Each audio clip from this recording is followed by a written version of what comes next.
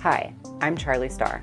The video you are about to watch is part of my free course, How to Read a Birth Chart. Signing up is easy. Simply subscribe to my channel, turn on the notification bell, and shoot me an email to the address in the description box below, letting me know you want to be enrolled. I will reply with a welcome email, including the syllabus and other free course materials. Then head on over to my channel page and find the How to Read a Birth Chart free course playlist. Hit play and follow the step-by-step instructions to become a true birth chart master. And now, back to this video. So the birth chart is actually a foundational chart to almost not every type of astrology, but to like a lot of different types of astrology. So we'll get into the difference between those two types of astrology in the next lecture, which is essentially mundane astrology versus natal astrology. Natal astrology being like astrology that's based off of the individual birth chart, and mundane astrology is basically the astrology that focuses on world events, different than focusing on like the individual person. Of course, we're going to be talking about, like in this course, the birth chart. So the natal chart is another word for the birth chart. And the four approaches that I just mentioned can give you an idea of like the type of information that you can get from reading your birth chart, but there's also other ways to apply the information from your birth chart and incorporate them into different like forms of astrology and different practices. So I made kind of like a little list that's by no means comprehensive, but just to give you an idea of other ways that this can be applied.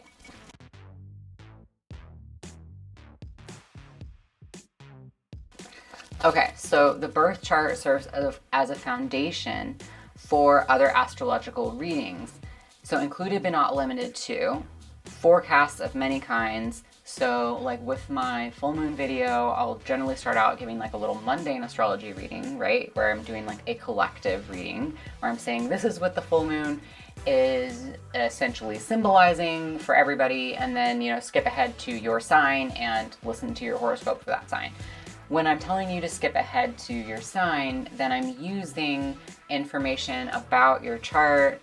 Even though I don't have your chart, I'm saying, okay, everybody who is a Pisces rising has Aquarius as their 12th house, and the full moon is in Aquarius, so therefore I'm going to read what the full moon in their 12th house could symbolize, right? So that's kind of like a cheater method of using birth chart astrology even when I don't have somebody's full birth chart.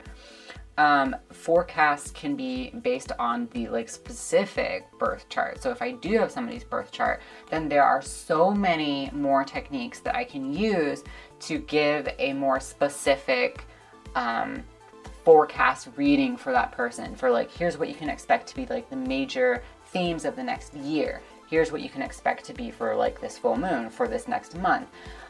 We use chart progressions, we use transits, we use all different kinds of like predictive techniques based on the birth chart. So forecasting is one thing we can do. Another reading that the birth chart is foundational to is Synastry or Compatibility readings. So these are like relationship readings where you would take the birth chart of yourself and the birth chart of the person that you wanted to know your compatibility with, and we would like combine those charts, and there's a few different techniques for that as well, in order to like read essentially the relationship, the strengths, the challenges, etc. Astro-Cartography, so that's a third type of astrology that would be based off of your birth chart. So I don't know a whole lot about Astro-Cartography, but essentially it has to do with location.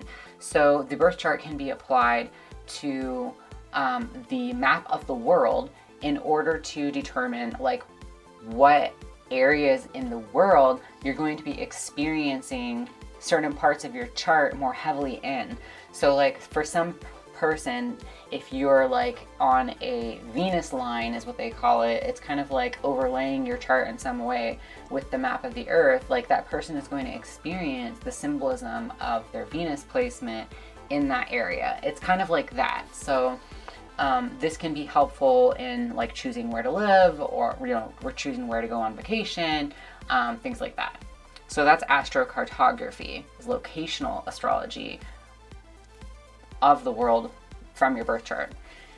Okay, so then another way that you can read the birth chart to get a different reading is a past life reading. So this is a service that I do provide where I'll essentially look at your birth chart and I read, there's like techniques that I apply to like read sort of like what sort of themes you had in your past life that are unresolved that you're bringing into this life.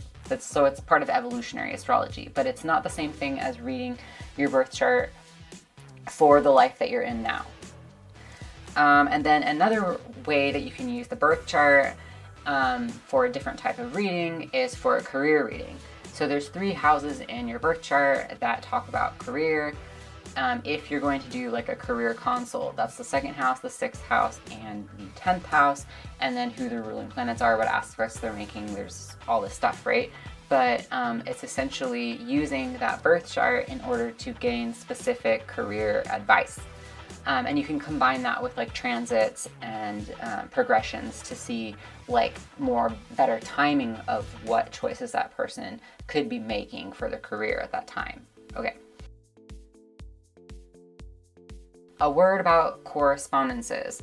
So the birth chart, let's see, I wrote down my notes. The birth chart may prove to be relevant in other fields related to astrology, of which there are many, included but not limited to Astro-Botany and herbology. So this is essentially taking the planetary correspondences to different planets, and there's like a whole field there with essentially saying like this herb is associated with Mars, this plant is associated with Saturn.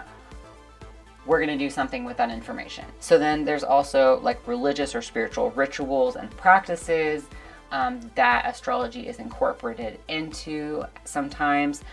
So like this is especially prevalent, like I would say in pagan, Wiccan, Christian, and Jewish spiritual practices. You know, the Jewish, you have the Kabbalah, the Tree of Life, and the 7 traditional planets are like literally embedded in the Tree of Life. There's astrology all over the Bible. You can essentially incorporate the planets into your magical practice, your witchcraft, etc. So then another thing you can use astrology for with the birth chart, decoding ancient texts and myths, universal dream symbolism, and then also science. So at one point, astrology and astronomy were the same field, and we shouldn't be surprised when astrology corresponds to astronomy. Okay, so an example of this, and I think this can be applied actually both ways. So when you find something out from astronomy, you can then figure out sort of like an astrological interpretation of that. I mean, that's kind of like what, that's kind of somewhat what astrology even is. You're studying the physical phenomenon of the stars and then learning about it spiritually. So this is something that I think astrology has suffered from, that I think is like a potential area for growth in the field of astrology, is that when astrology and astronomy went their separate ways, we essentially stopped, in a lot of ways, we stopped learning about the physical world in a way that informs our like spiritual world or our like psychological world, or all the ways that we were applying astrology.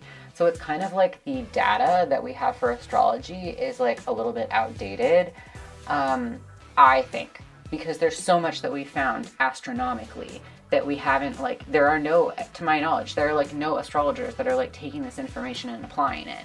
So an example of this would be, this isn't like new information, but an example of this is astronomers have found out in the last like 100 years, I think, about how the planet of Jupiter is this giant gas giant that has absorbed a lot of cosmic debris into itself because of its huge gravitational field, to the point where like that cosmic debris would have hit the Earth and like destroyed us if Jupiter didn't exist. So essentially, Jupiter protects our planet and like keeps our planet, like protects life on Earth and keeps our planet safe. So then if you know that astronomically, then you can allow that to inform your understanding of the like principles and the symbolism of the planet Jupiter in astrology. Okay, so that's the kind of thing that I'm talking about. Okay, so I hope that clears up the question of like, what are the ways that you could apply birth chart astrology into other types of readings and also into other fields.